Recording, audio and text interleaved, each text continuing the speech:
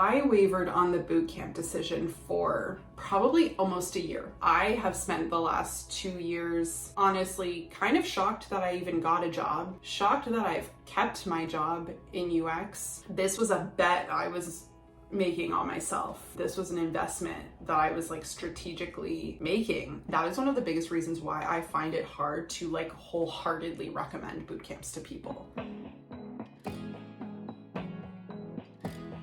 I'm so excited to be talking about this topic today. I have been wanting to dive more into my career, how I got into tech, how I got into UX for a while. Really what I want to dive into today is now that I have the benefit of hindsight and I've been working in UX for a couple years, how do I feel about doing the bootcamp that I did? Is that a decision I would make again? If I had to rewind and go back in time a couple years, do I think it was worth it? Would I do it all over again? What were the pros? What were the cons? What are some things that I think you should think about if you are considering switching into tech or trying to make some kind of career transition? Just some things that I think you should keep in mind, because the bootcamp scene is a little wild, and I feel like it's getting progressively more wild as time goes on. More and more boot camps are cropping up.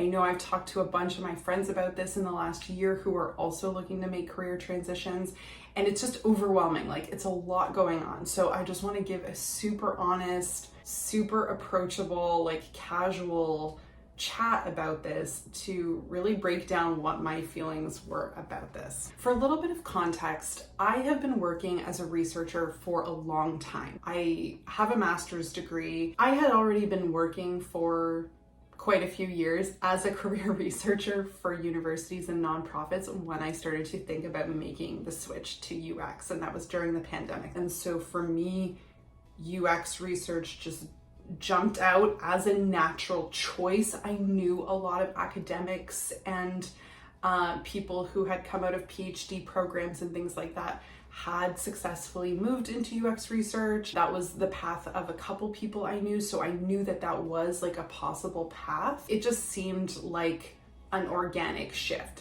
Definitely still a pivot, but one in which I would still be able to utilize my degree and my training and all of those sort of foundational skills. There really seemed to already be a lot of overlap. It wasn't like I was going to have to like retrain as like a software developer, which I was like not super keen on doing. So UX design and research was really like the thing that I kind of resonated with, that seemed like it would be a good fit for my existing skill set. And so that's what I was drawn to. And initially I really went back and forth.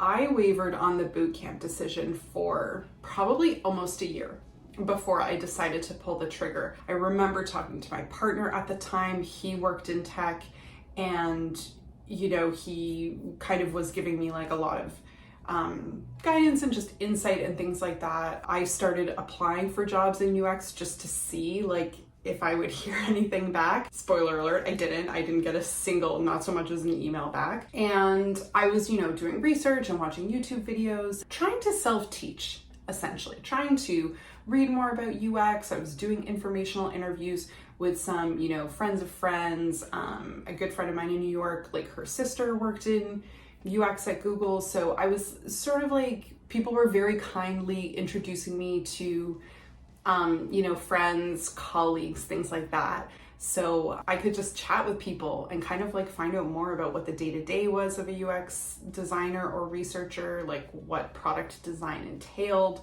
just really learning more about the space. After doing that for a few months, that's where I was really at the crossroads. It was like, okay, I either need to really commit to like continuing to learn this by myself, or I just need to like rip off the band-aid and sign up for an online course and just like commit and just do it.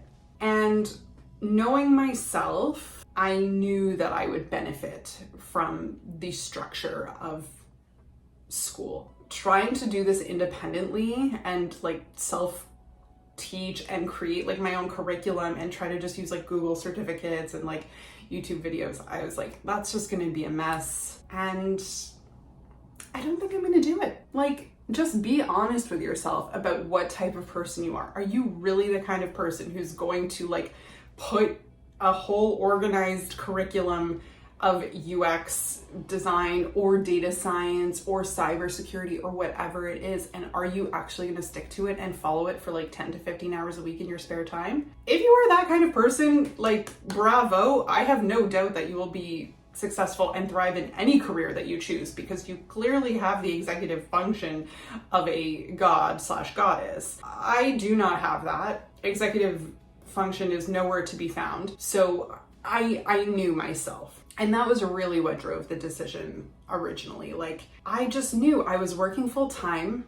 I was busy. I knew I was not going to stick to like doing the work 10 to 15 hours a week, which is what I needed to do if I really wanted to skill up relatively quickly and make the career change within the next, year, which was kind of my goal.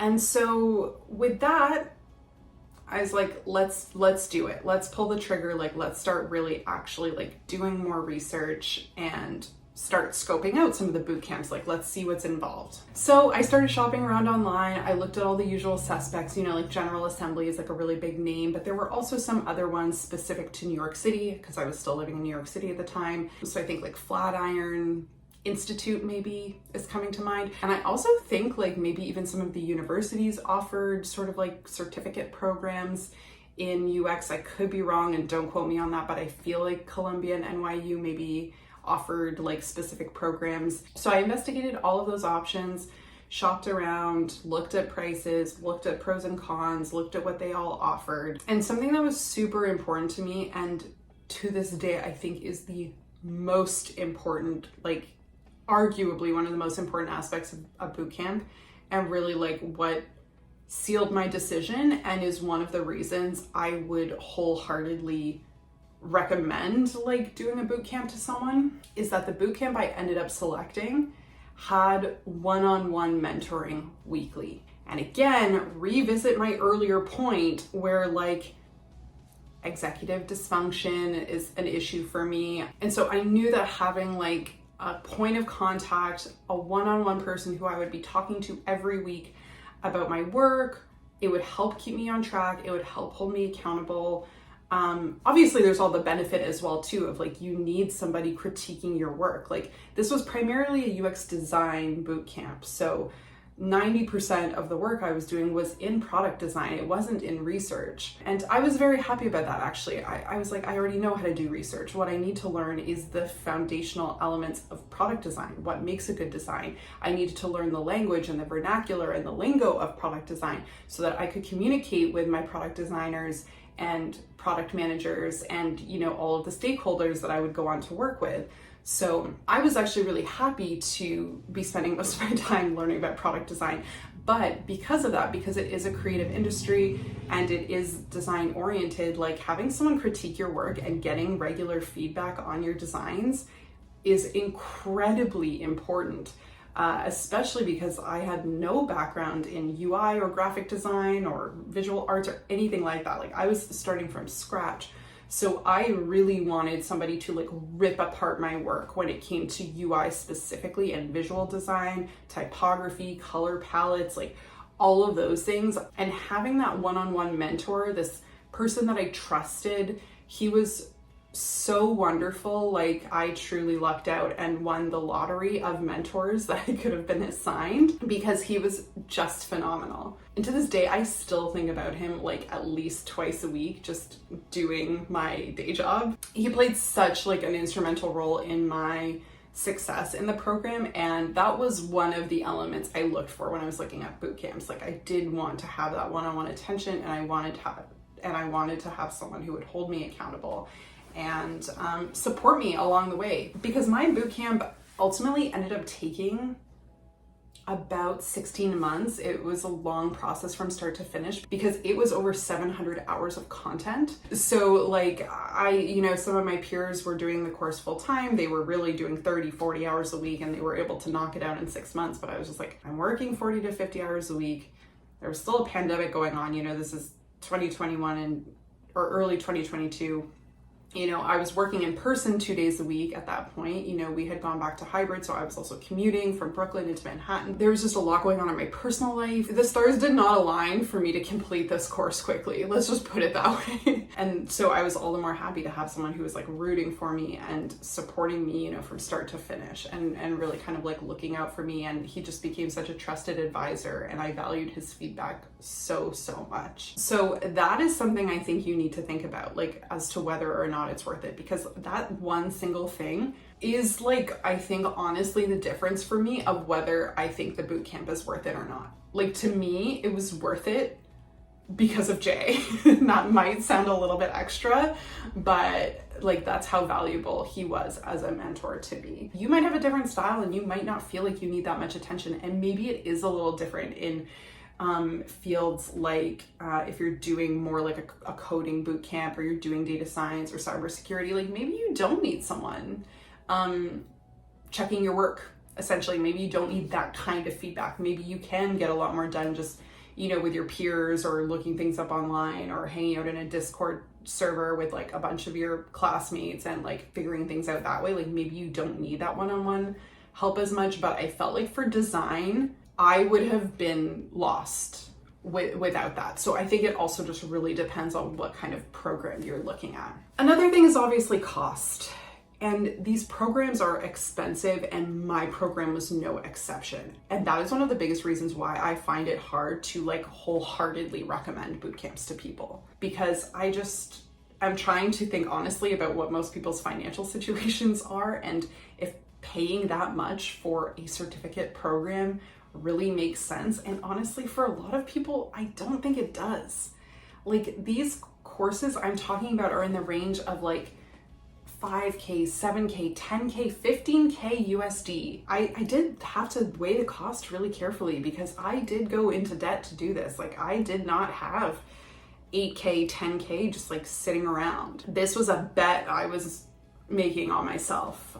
This was an investment that I was like strategically making, and it could have gone wrong. The one thing that swayed me is the boot camp I ended up doing had a job guarantee. And so if you go on to work in, you know, any major city in the US or Canada, and that was important too, because at this point in time, I knew I was going to lose my work visa in the US, and I knew I would be returning from New York back to Toronto. So it was really important to me that this job guarantee covered Canada as well, that cities like Vancouver, Toronto, Montreal were also included in the job guarantee, and they were. So that was integral to me. But also like every major US city was in there, you know, so if you live in like LA, Seattle, Atlanta, Houston, New York, like Boston, you know, all of those cities are included in the job guarantee. So if you live, you know, anywhere close to like a major metropolitan city, or you're in commuting distance to get a hybrid job in one of those cities, like you would be eligible for this job guarantee. And the job guarantee essentially is that if you meet certain requirements during your job hunt, so like you apply to, I don't know, I'm just making this up off the top of my head. Like let's say you apply to like 20 jobs a week, and you do 2 informational interviews, and you do that every week for 6 months, and you have not secured a job in your field, in the field of the certificate that you took, you get your money back. And so that felt pretty huge, because I was like, yeah, it's a huge gamble. But the thing is, it pays off if I end up getting a job in UX, because I'll be making good money working in tech. But then if it doesn't work out and I'm still struggling, then at least I recoup my initial investment. And, you know, I'm no further back than where I was a couple years ago when I didn't have the certificate. So at least I've still gotten the education and training, and maybe eventually I'll find a job in UX. So it really, for me, it gave me that extra bit of comfort. Like I just did not feel comfortable with the possibility of shelling out like $5,000, $7,000, and then just like walking into the job market and like not being able to find anything. And of course, like there's no guarantee of anything in this world, but like that was the closest thing to a guarantee, was the literal job guarantee. And so for me, that was also like another thing that I think looking back was like so important to my decision. And one of the things that looking back, where I can look back and say, I think it was worth it because of that. So the takeaways, like it's those two things, the one-on-one mentorship and the job guarantee, that I think really solidified it for me, both in my initial decision making and then now 2+ years later, looking back, I'm like, yes, I still stand by that.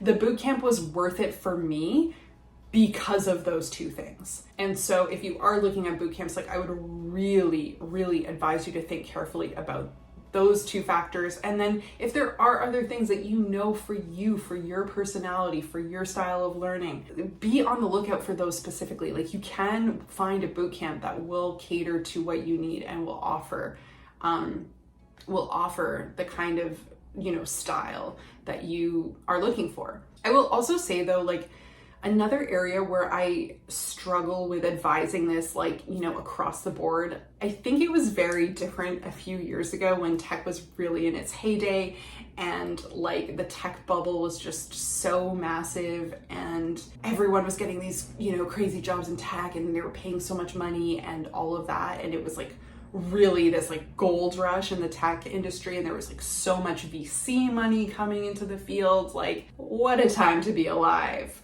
But I think if you've been paying any attention at all for the last 2 years, you know that that is not the industry we are dealing with anymore. I have spent the last 2 years, honestly, kind of shocked that I even got a job in UX in the first place. 2, shocked that I've kept my job in UX, knock on wood.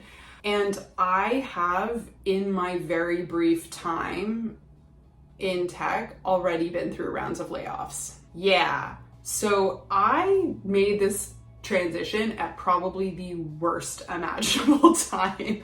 I started my UX bootcamp in early 2022 and I finished it up in like early mid 2023. Yeah, it was a bad time. The job market was grim when I went into it. And so I think that's something I'm not going to tell you, I'm not going to sugarcoat it. It is rough out there. And so that I think is like a huge consideration to be thinking about right now as to whether or not you should be pursuing this. Just know that it is gruesome out there. There are so many trained and skilled up people who have been laid off now, tens of thousands of people who are out of work, who already have years of experience, and breaking in as an entry-level person is going to be very difficult. And I think my only advantage was really just that I was already coming in with many years of experience as a researcher. I have trained in qualitative research for many years. So I was able to bring that expertise forward when I was interviewing and on my resume. My resume wasn't just like one line like UX bootcamp, because to be perfectly honest, like employers, they also don't love seeing boot camps. I know that that's a very controversial thing, but like just being honest, I've heard so many employers say that they're like very skeptical about boot camps. There's so many now and they vary so much in quality. So like it's really hard for them to know, just glancing at a resume for 2 seconds, like what your training is actually like. And at the end of the day, every employer, they just want to see real world experience, which is really frustrating when you're trying to pivot or, break into a new field, or just if you're young and coming out of college, you're like, but how do I get the experience? It is a very real struggle. And it is one that I think is like more of a struggle than ever right now. So I would caution you to think very carefully before going into a boot camp. If you're feeling at all on the fence about it, or if you don't have the capacity to buckle down and do like a 6 month to a year job search, don't do it. I think only do the boot camp. I think it's only worth it for you if you are mentally prepared to embark on like a year-long job search. Okay, the sun is setting, so I need to wrap this up. Think carefully about what the offerings are. how it's gonna fit for you. The money, think really carefully about that. Like if you're gonna drop $5, $10 plus $1,000, you really wanna make sure you're gonna get a return on that. And in this current job market, like I just don't know that you are, unless you are very committed and you are like 110% sure that this is like the new career for you, that this is what you wanna be doing. Then yeah, of course, like I did a boot camp and I had a great experience and I'm now working in my chosen field. I just think that it often gets thrown out there as like, you know, just an easy solution. And it's like, there are no easy solutions. Like if anyone could do it, then everyone would do it. Like it's, you know, there is kind of a catch there. I think also really think carefully about your current role. What is your previous work experience? Like how are you going to be able to sell your previous work experience when pivoting? I had to think about that a lot, even like with how do I reframe my research experience in a way that makes sense for UX? What kinds of skills are going to be most valuable to my employer? And interestingly, a lot of it, you know, of course, yeah, it's the research skills for sure, like some of the hard skills. But a lot of it too was just that I had project management experience. I was used to running teams of people and coordinating like large scale, massive research studies and clinical trials. That's what my background was in. And being able to bring that expertise to the table, knowing how to coordinate, you know, multi-center studies where we have research centers, you know, scattered all over the US or Canada, that I had experience working with external partners and colleagues at universities and nonprofits, dealing with grants and writing and managing deadlines and milestones and project budgets, like multi-million-dollar project budgets. All of those things actually ended up being something that made people in tech sit up and pay attention. I'm used to collaborating with like cross, you know, disciplinary teams and cross-functional teams. So yes, it was like the hard research skills, but also think about what your prior career has been and what kind of skill sets you have and how well you think you'll be able to pitch yourself, because that is going to be a huge factor in your success and whether or not you are ultimately able to make the switch.